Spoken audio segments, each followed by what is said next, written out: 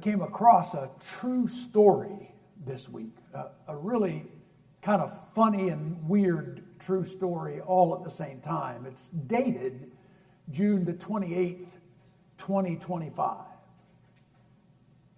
Apparently, a mom and her 3-year-old daughter were at a neighborhood playground.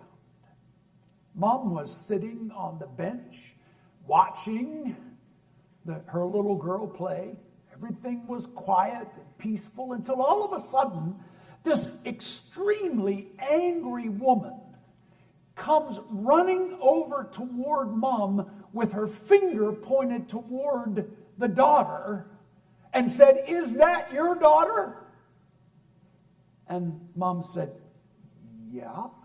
Is something wrong?" "Well, of course there's something wrong," the woman said. "Why are you dyeing a baby's hair? Are you some kind of a psycho mom that just wants to get followers on TikTok?" And the woman said, "What in the world are you talking about? I have never dyed her hair. Who dyes a toddler's hair?" And the woman said, "Don't you lie just because you're getting called out. Her hair is red." And Mom said, "Yeah, so is mine." And the woman said, "What disgusting business that you do with your own hair is your business, but do not take that out on your child. I'm going to call somebody to do something about this." And Mom said, "Call who? Who are you going to call? And what are you going to tell them? You're upset that a toddler has natural red hair." And the woman said, "Red hair is not natural." And Mom said, "Yeah, it is." And the woman said, "Real hair is black or brown or blonde. All of the other colors are fake and attention-getting." By now, Mom says, "My dear, red is a natural color. And if you don't know that, then that's an issue with you and your ignorance, not with me and my parenting. Go away." And the woman said, "I'm going to call CYS. Somebody has to see this. I'm going to make them come down here and I'm going to make them do something about this." And Mom is reaching the end of her rope now. Mom says, "Lady, what in the world is your issue? Why don't you just go deal with your children and let me deal with mine?" And the woman said, "I don't have any children. I don't have any children. But I saw your kid, and I knew I had to get over here, and I had to do something about this." And by now, Mom has had it. She stands up and says, "Look, you don't have any children, and yet you feel like you've got to come onto this playground, and you have to harass me and my daughter. Please, let it go and go away." And the woman said, "Well, I am going to call somebody because red hair is the devil's work." And she walked away. True story. Wow. Isn't it amazing where harassment in life comes from sometimes? Doesn't the hassles that we have to deal with in our life come from places that we would have never dreamed? You think that mom, when she took her little girl to the playground that day, expected that life was going to get harassed like that? I don't imagine so. Fear not when life harasses you. Can I ask, what do you feel when you hear that word harass? What does that word make you feel inside? Annoyed. Hard. Yep. So there's a couple of different meanings to the word harass, right? Harass means to subject to aggressive pressure or intimidation. Think the woman on the playground, right? Harass can also mean to make repeated small-scale attacks on an enemy. That comes from the world of warfare.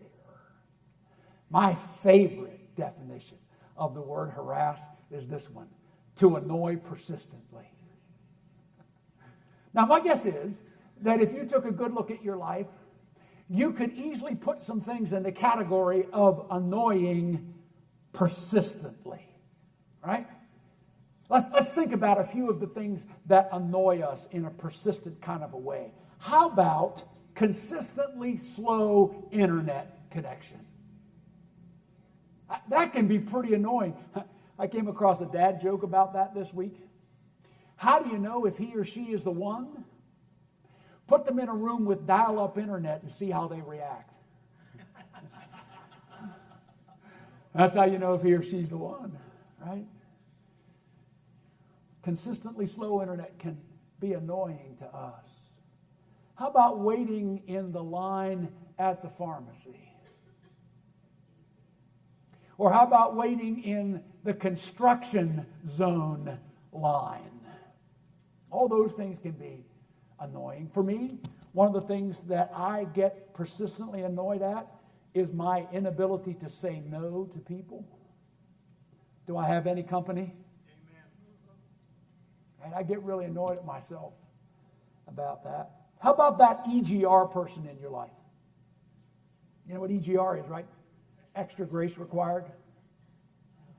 How about the extra grace required folk in your life? They can be annoying sometimes. How about that significant other that always blames you? They never take responsibility for things themselves. It's always your fault. How about those health issues that seem to stick around and nobody has an answer why? See it? We are caught sometimes in this sense of the way harassment makes us feel. And you know what? I read in Psychology Today this week that the way harassment makes us feel, it can actually impact our living in some significant ways. It can increase our anxiety. It can lead us into places of depression. It can make us irritable. Imagine that. It can create high blood pressure. Being harassed constantly can make our stomach get upset. Being harassed consistently can cause our sleep to be disturbed. That's why I ask you to think about, how does that word make you feel? That word harass. Maybe it's just me, but when life harasses me, I find myself getting afraid in some specific ways. That fear tends to show up in my life in a few different ways. For example, I get afraid of overreacting to one of life's hassles that really isn't worth overreacting to. You know what I mean? I mean, sometimes that small spark can trigger an inferno of stuff that's built up inside, especially if you're the kind of a person that keeps things inside and smiles at the hassles of life instead of really let your feelings out about that. I get afraid that I'm going to overreact to something really small. I get afraid sometimes when life harasses me that I'm not going to be up to the task. That whatever comes my way, whatever's harassing my life, I'm going to be inadequate. And that maybe it's this latest thing, this latest life harassment that's going to break me. And I'm not going to be able to keep on going. Sometimes I get afraid of disappointing somebody who's relying on me to keep it together when life harasses me. I get afraid that I'm going to let somebody down because they need me to keep it together. And sometimes it's hard. Sometimes you and I get afraid to show our weakness, to show that life is hard, because we live in this world where don't let them see you sweat.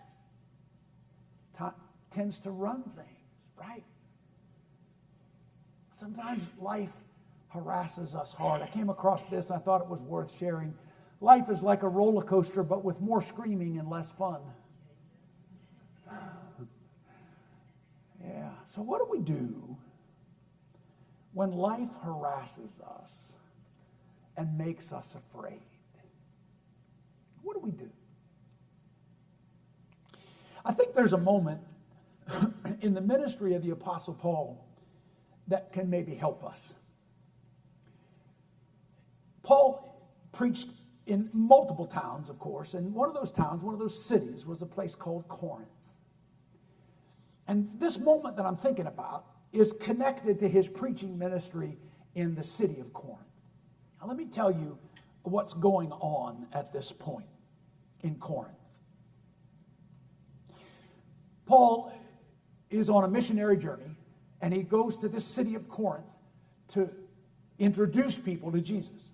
And he starts a church there. He stays there in Corinth for about a year and a half. And then he goes on with his preaching tour.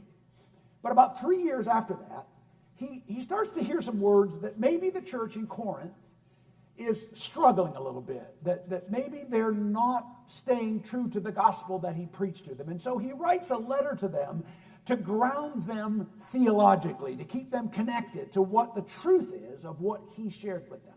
That letter is what we know in our New Testament as 1 Corinthians.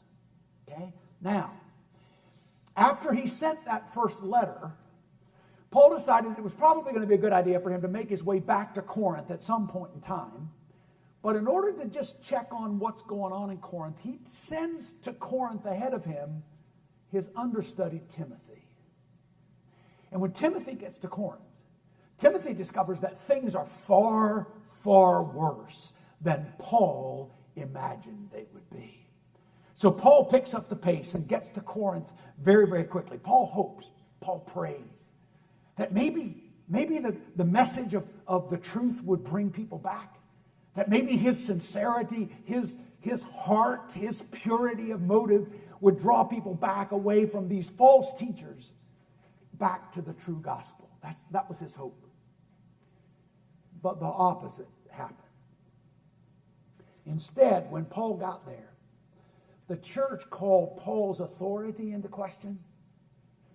The church called Paul's integrity into question, called Paul's message into question. One particular person in the church in Corinth actually attacked Paul. This false teachers had done their job. They had led virtually the entire church away from the gospel that Paul had preached and to a false understanding of who Jesus was. Now, can you think for just a minute about how Paul might have been feeling at that moment? You think he felt a little harassed at that moment? Now, he had every right to retaliate, right? But the story is that he didn't. He actually left Corinth. He went back to Ephesus. And from Ephesus, he wrote a letter that has come to be known as the tearful letter, the sorrowful letter. No copy of that letter exists. We don't know what that letter said. It didn't survive history. But he wrote it nonetheless, because he references it in 2 Corinthians. He references that letter, and he sends that letter on to Corinth by way of a guy named Titus. And in that letter, he pours out his heart to the church. And he invites the church to repent and come back to the truth. And he hands that letter to Titus and he says, make your way to Corinth while I continue the work of preaching in the towns of the Gentiles. So I want you to get this. I want you to get that Paul has written this tearful letter and has sent it on to Corinth by Titus. And he is going on with his preaching. Do you think he's forgotten about Corinth at all? Do you think that he is dearly anxious to know whether or not Titus was received or stoned to death? Do you think he's anxious about how the people actually received that letter? Paul has a pastor's heart. A couple people in this room understand that to have a pastor's heart is to be so utterly captured by a group of people that you've been given spiritual responsibility for, that if something is wrong in that group of people, it's like you're sick. It makes you sick. Paul has a pastor's heart. And he's worried about what's going to happen. Finally, he gets word from Titus. Finally, Titus and Paul reconnect. And Titus delivers to Paul this word. He was well received. And the message was well received. Can you imagine Paul's feeling at this point? Can you imagine his joy? And then, after that, he sits down and writes what we know as 2 Corinthians. So you getting this? 1 Corinthians was written. Then there was a second letter to Corinth written that we don't have. And then the third letter to Corinth is what we know as 2 Corinthians. Now, I want to share a few verses from the 7th chapter of 2 Corinthians, right about this time when Paul and Titus reconnect. Okay? Check these verses out. Paul says, "Make room for us in your hearts. We have wronged no one. We have corrupted no one. We have exploited no one. I do not say this to condemn you. I have said before that you have such a place in our hearts that we would live or die with you." See the pastor's heart there? "I have spoken to you with great frankness. I take great pride in you. I am greatly encouraged in all of our troubles. My joy knows no bounds. For when we came into Macedonia, we had no rest, but we were harassed at every turn. Conflicts on the outside, fears on the inside. But God, who comforts the downcast, comforted us by the coming of Titus. And not only by his coming, but also by the comfort you had given him. He told us about your longing for me, your deep sorrow, your ardent concern for me, so that my joy was greater than ever." Boy, what a meeting that must have been between Paul and Titus. I don't want you to lose what it is that this whole experience with the Corinthians have brought to Paul's life. How that experience has harassed him. He is anxious and fearful about his flock in Corinth. So much so, if you read in 2 Corinthians, he weeps consistently about the church there. He's frustrated by these false teachers. He has a right to be. He's frustrated by these false teachers who are contradicting his message with absolutely no authority. He might be a little angry at the church because they actually allowed themselves to be drawn away from the truth by these false teachers. He might be a little angry about that. He's certainly personally injured. He's taken the attacks on his integrity personally. Now you can imagine before Titus arrives what he feels. But then God deals with his place, the place where he is. God speaks to this place of harassment where Paul is. Did you catch that? But God, who comforts the downcast, comforted us by the coming of Titus. Get that?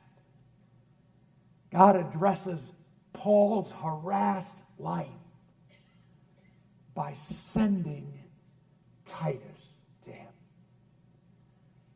And Titus brings the news Paul's waiting for. Titus had been well received. The church had repented. They've expressed grief over the way they treated Paul. They're sorry about all of that. Consequently, all of this harassment has turned to joy for Paul. All because, don't miss this, all because Titus come. I want you to take this with you. God often deals with the hassles and fears in our life by sending help in a vessel with skin on.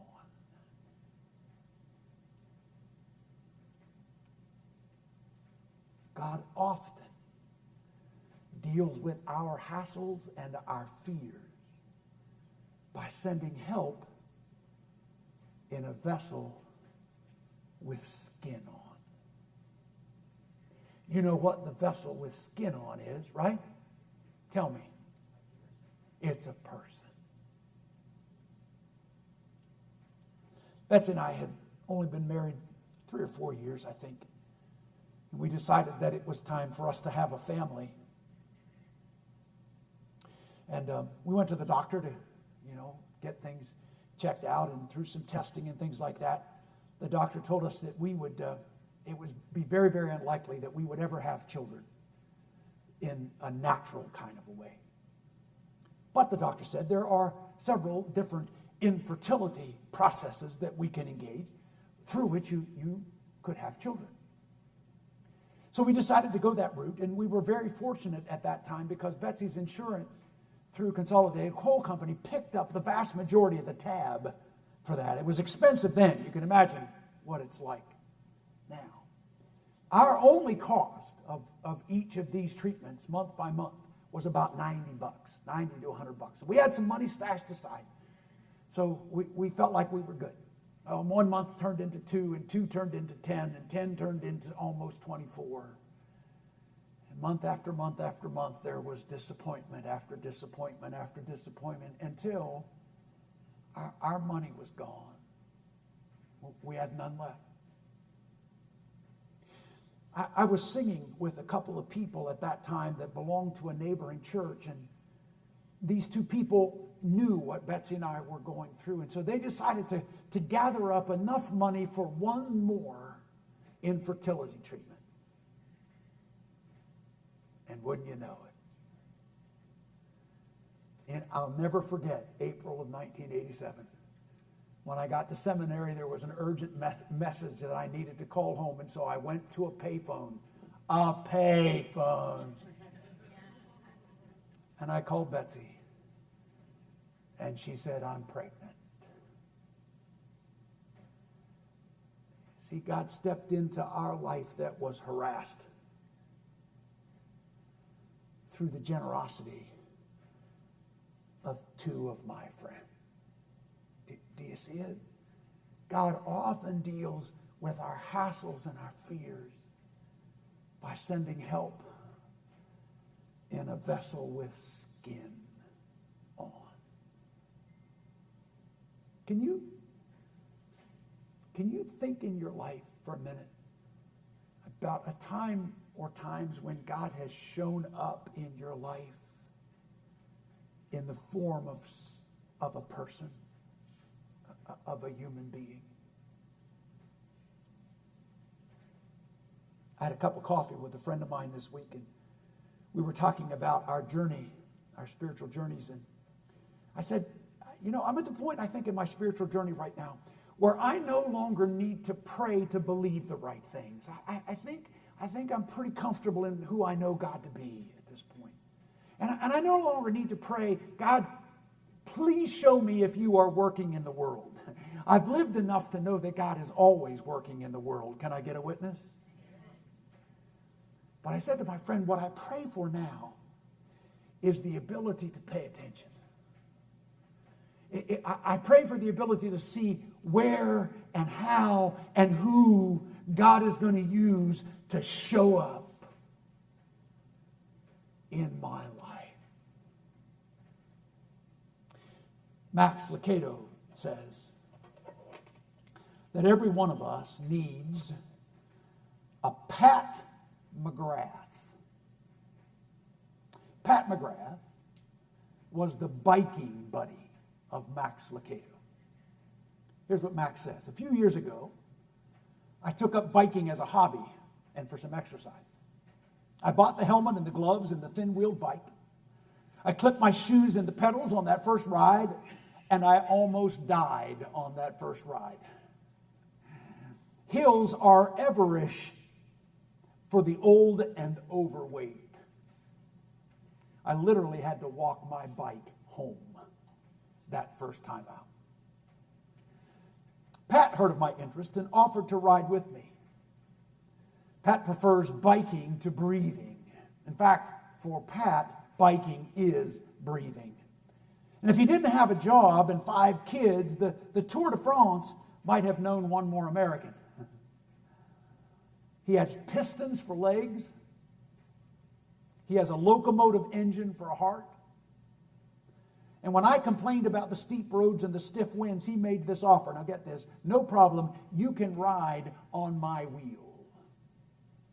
Now, in case you don't know what that is, to ride on a biker's wheel is to draft from the bike in front of you. He says, when Pat and I pedal into a stiff wind, I pull behind him as close as I possibly can. Sometimes there's only about a foot between my front wheel and his rear wheel. And at that particular point, Pat just pedals on into the wind, and that creates this cone of quiet right behind the bike. And Max says, I'm embarrassed to say, but when the hills come, there have been times when Pat has actually reached behind and grabbed my handlebars and pulled me up behind him. Every one of us needs a Pat McGrath.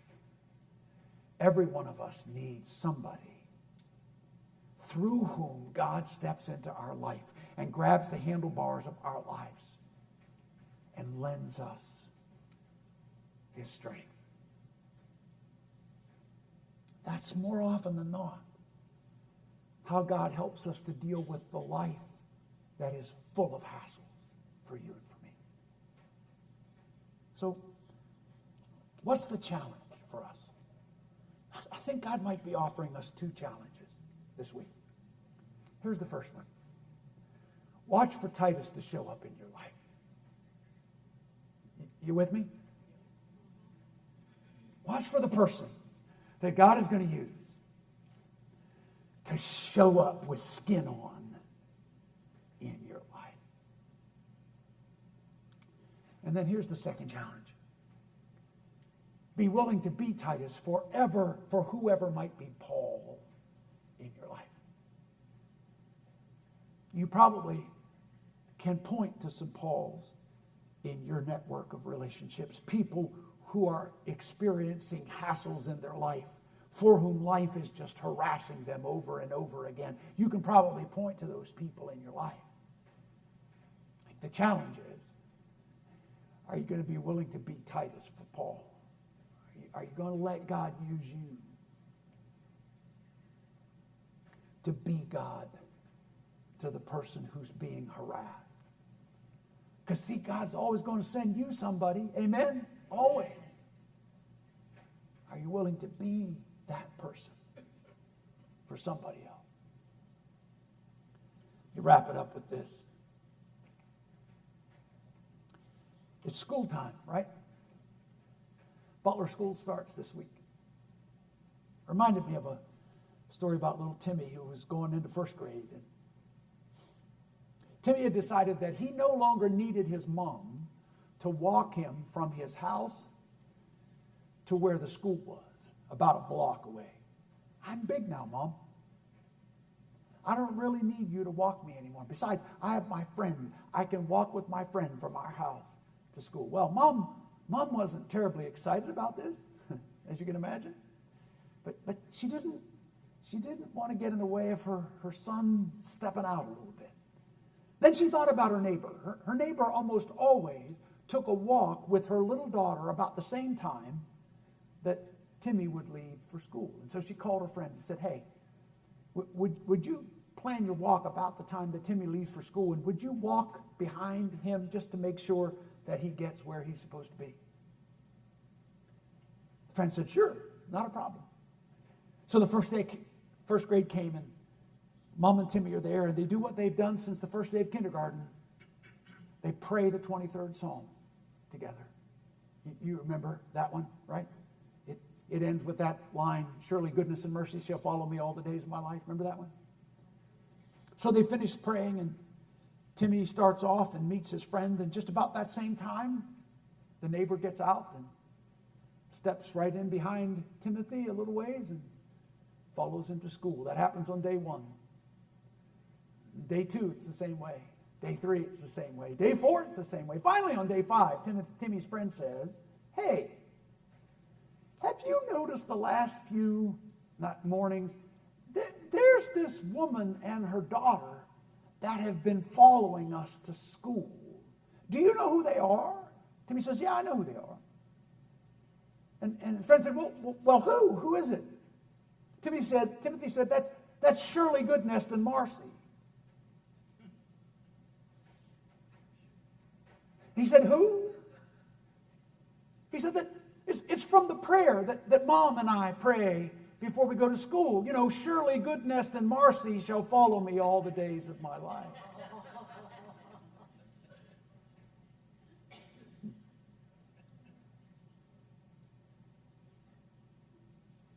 Can I tell you? There will always be a surely goodness and mercy for you when life harasses you.